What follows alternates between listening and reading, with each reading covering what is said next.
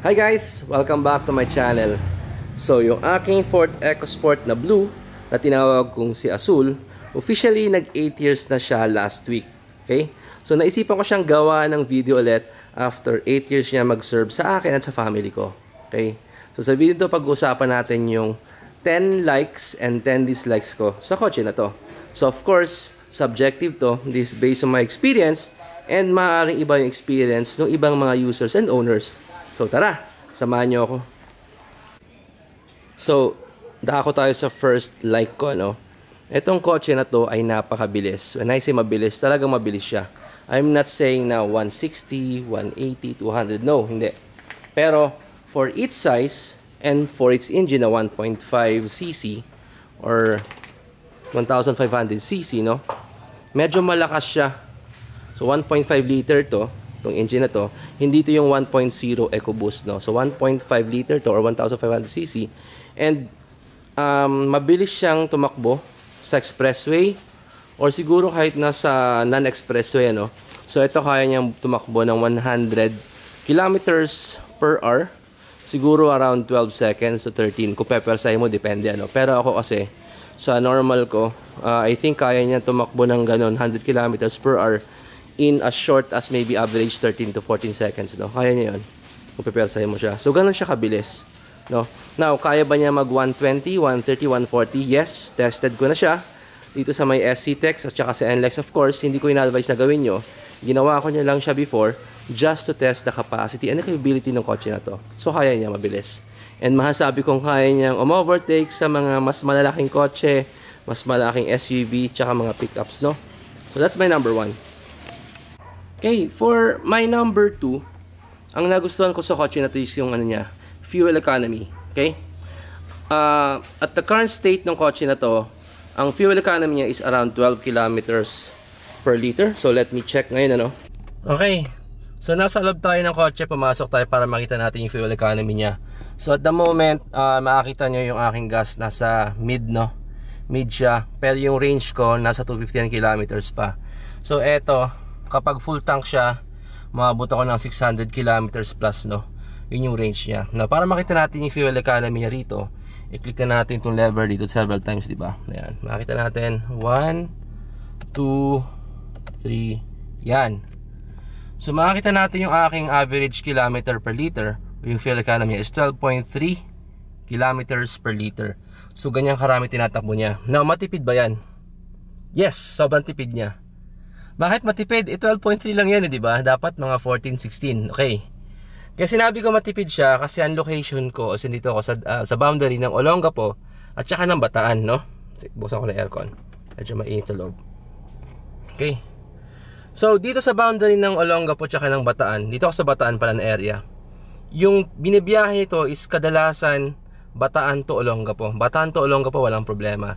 Pero pag galing ka Olongapo, pakit ng Bataan, panay pataas yan. Panay pataas, as in, panay paangat. So, ang average mo siguro doon, mga ano ka lang, 6 to 7 kilometers per liter, no? So, kasama na dyan yung pagbaba, pagtaas niya. Now, kapag i-reset ko to, at kapag tinakbo ko siya sa highway, kaya niyan tumakbo ng 15 to 16 kilometers per liter. Ganun siya katipid. Kapag nasa expressway, mas matipid pa. Kaya niya mag 17 kilometers per liter. Tested ko na yan. So, ganun katipid ang kotse na to. And yes, pag nag full tank tayo ng 40 liters dito, kaya niya umabot ng 600 kilometers, no? Ayun yung range niya. So, ganun siya katipid. So, kung 40, try nga natin. Kasi kung 15 kilometers per liter, tapos may 40 liters ka, tama nga naman, no? Mga 600. So, ganun yung range talaga niya. So, ganun kaganda yung range ni EcoSport. Okay? That's my second. Now, let's proceed sa third. Okay. Para sa pangatlong likes ko sa kotse na to, okay, isa sa EcoSport siguro sa pinakamatibay yung kaha, no? Kahit pukpukin mo yan, latang-lata yan, paligid, paikot, no? So, subukan ko na rin to. By the way, nag-drone ako, racing drone, ano? And itong kotse na to, marami na siyang naranasang bangas, okay? Isang example, no? May race drone na mabilis. Of course, tinry niyang iwasan, pero hindi nagawa, bumangga siya rito. Ayan, no? Yung dent na yan. So this dent was due to the propeller ng drone. paganyan siya, bumangga na paganyan yung apat na motor na ganyan, di ba? So yung isang motor niya tumama dito, ayun yung head. Tingnan niyo naman yung dent niya, hindi ganoon kalaki, di ba? So ganyong katibay yung kahan nito, latang-lata, medyo makapal yung bakal. And sa likod din, so marami ng bangas to eh. So I don't know makakita nyo, pero dito kasi at this section here, makikita nyo may dent siya, no? Itong dent na to, gawa naman to ng grocery sa Pure Gold Subic, no? So yung isang grocery, tawag dito, trolley, o yung cart sa Pure Gold Subic, nabitawan, dito tumama, ayan lang yung UP nyo. As in talagang ang lakas ng impact, nagulat din ako, yung impact niya ito lang. So hindi ko na siya napagawa, no? Kasi marami akong plans na ipagawa siya, papintura, etc. Pero hinayaan ko na lang, kumbaga battle scars, ayan na siya.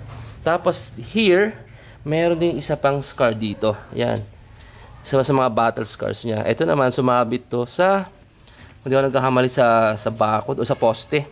Poste yung sinayaran niya. Pero yun naman, no, pintura lang yung nagasgas. Hindi siya gano'n na UP. Kasi wala UP, no? Minor dent mark lang siya. So yung mga ganyan, hinahayaan ko na lang siya. So ito yung gustong-gusto ko. And kapag ginagamit ko tong kotse to, medyo talagang kampante ako na protektado kasi matibay yung kahan niya, di ba?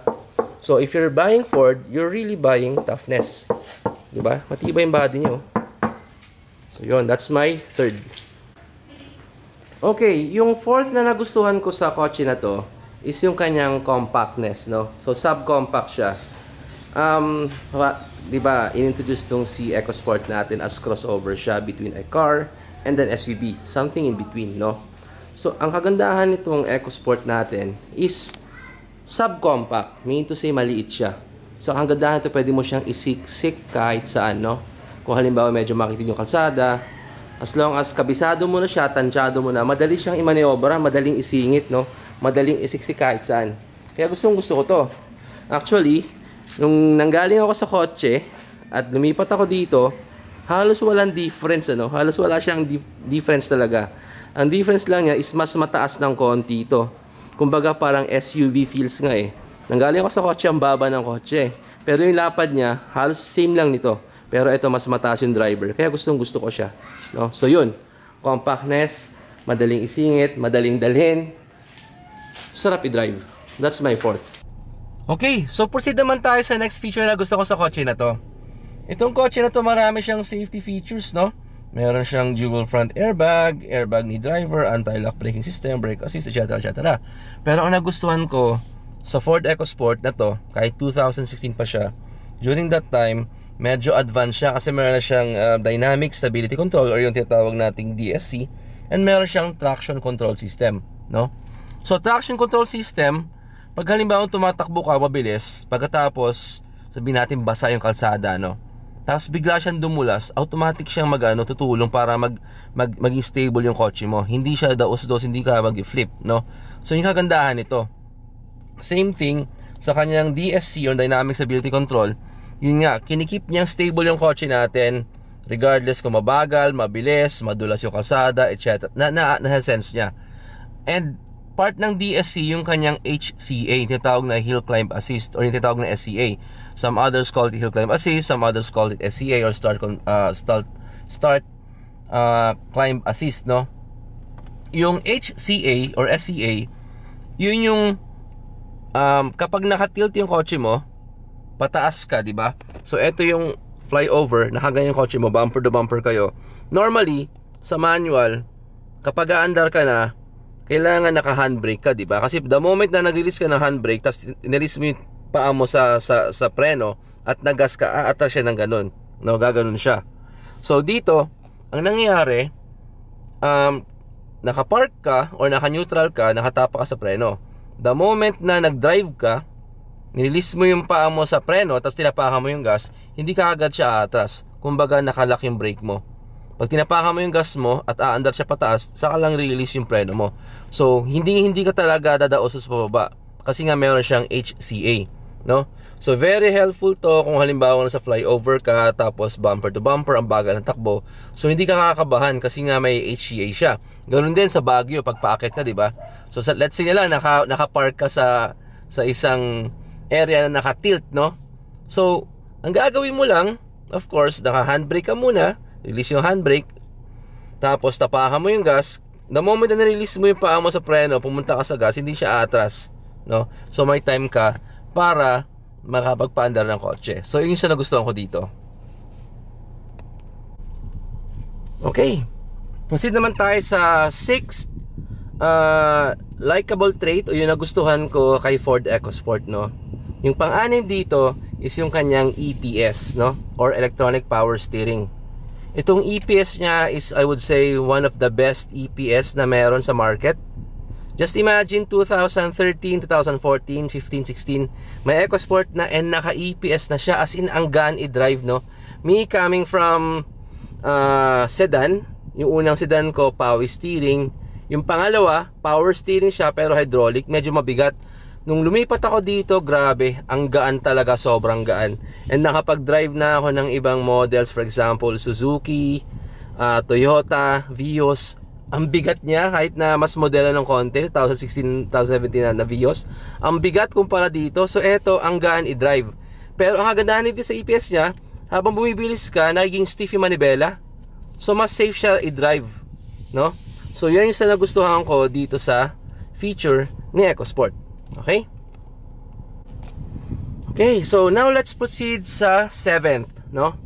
Yung pang-pitong nagustuhan ko sa EcoSport na to is yung kanyang aircon system. Yung aircon niya, by the way, eto, wala pang nagagalaw dito sa dashboard kahit ano, wala pang pinapalinis, wala pang pinapaayos. Yung aircon niya, mula nung nabili ko siya, as is, siya pa rin yan. Wala akong pinapagot, pinapalinis dyan.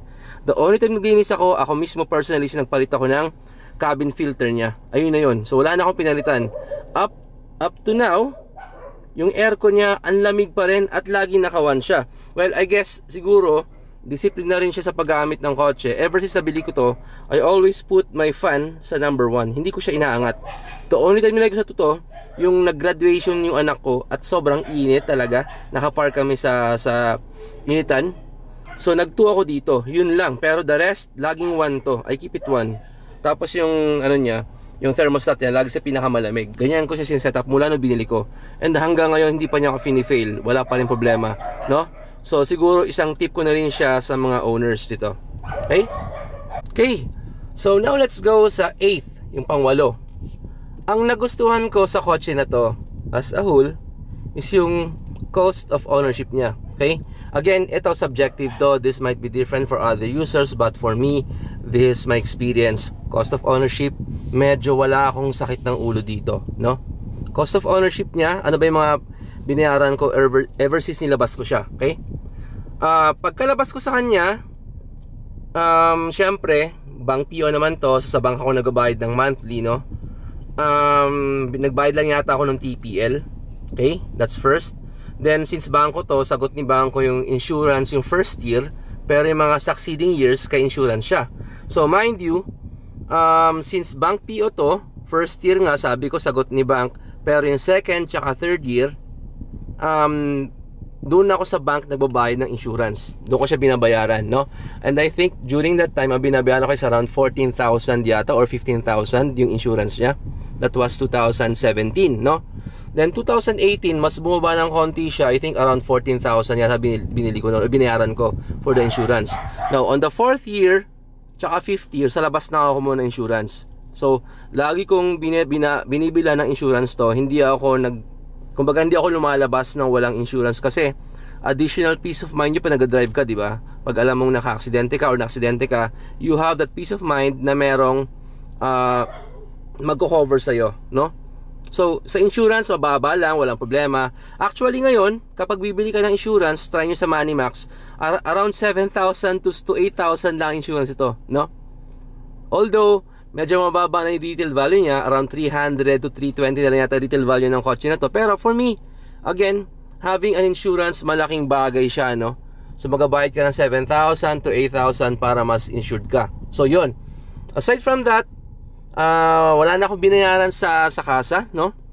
At saka sa bangko, maliban sa monthly ko, of course. Tapos yung sa insurance na sabi ko sa inyo, cost of ownership, first PMS ko, I think first month lang, Yung binili ko 2016, first month niya kaagad, kailangan ipasok kaagad siya para sa change oil, para sa PMS. So free yun, wala akong binayaran. Okay?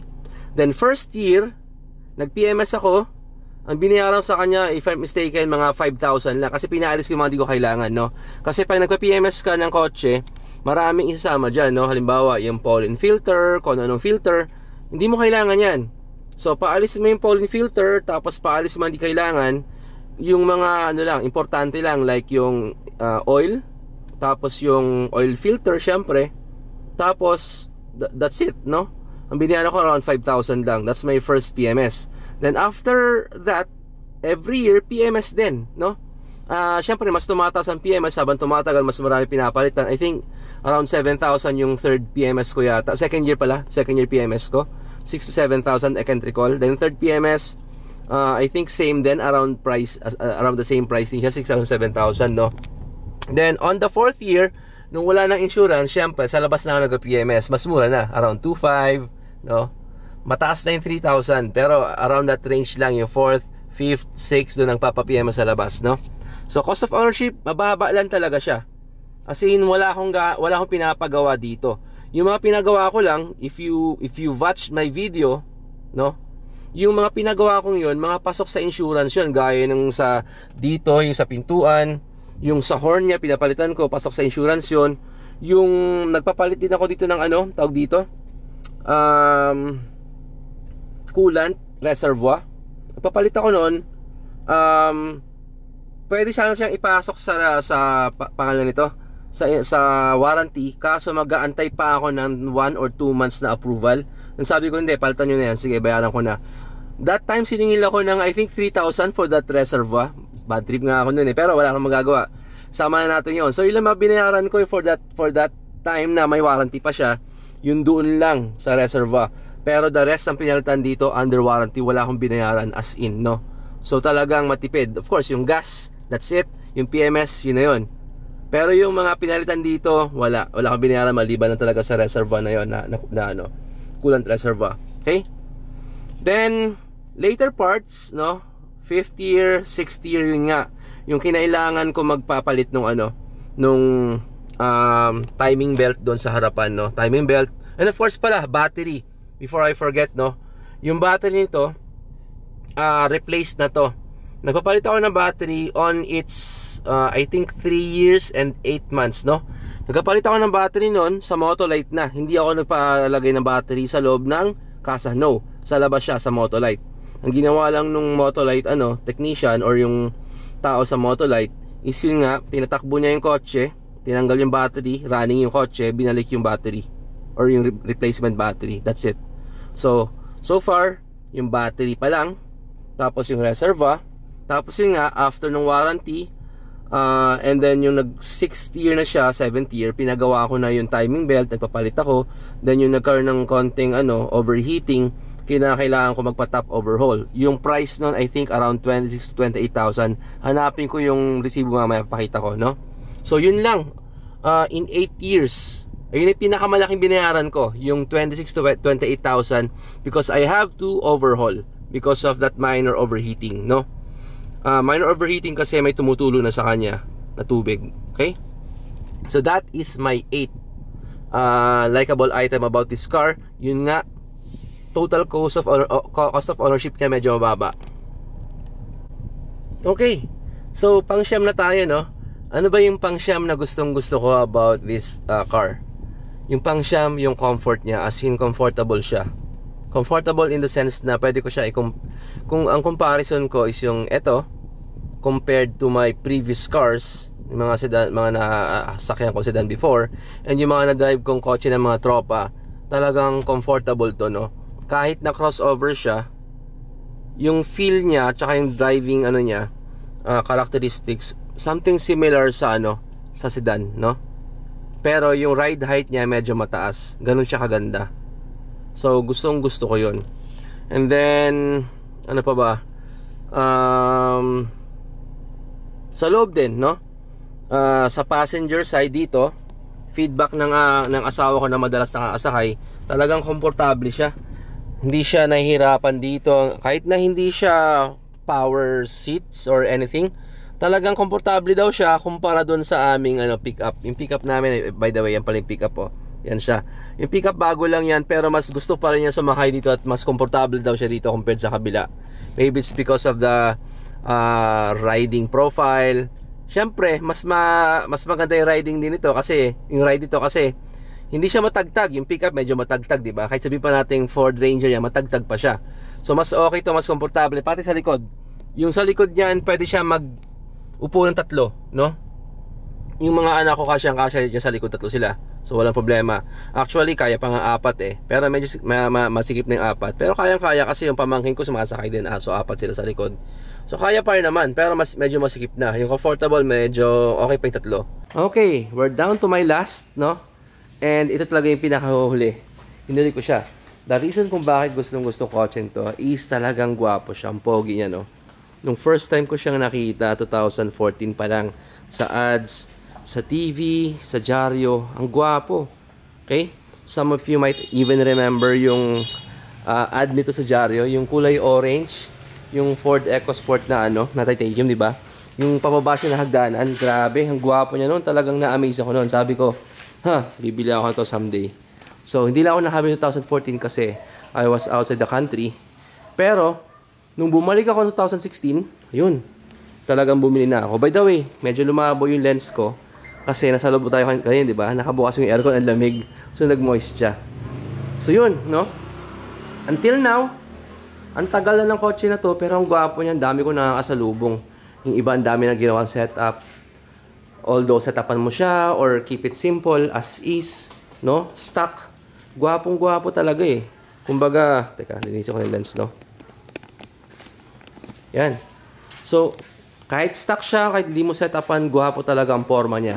And kung ikukumpara nyo sa mga latest na mga sedan tsaka mga crossover, as in, hindi talaga papaiwan sa kapugian tong ating EcoSport. So, yun ang gustong-gusto ko sa kanya. Kung bakit hanggang ngayon, ginagamit ko pa rin siya. Oh, by the way, ito yung pick-up ko, no? Believe it or not, between the two, kahit bago to, mas madalas kong gamitin to. Itong si EcoSport. Bakit ko siya ginagamit? Kasi unang-una, yung mga nabanggit ko, di ba? Matipid sa gas. Mas matipid siya kumpara dito. Okay? Tapos pangalawa, mas mabilis pa rin to kaysa rito. Lalo nang nagpalit na ako ng off-road tires, mas mabilis talaga to. Okay? Then siguro pangatlo, kaya ginagamit ko pa rin to, mas gusto ko siyang gamitin. Kasi mas nimble siya.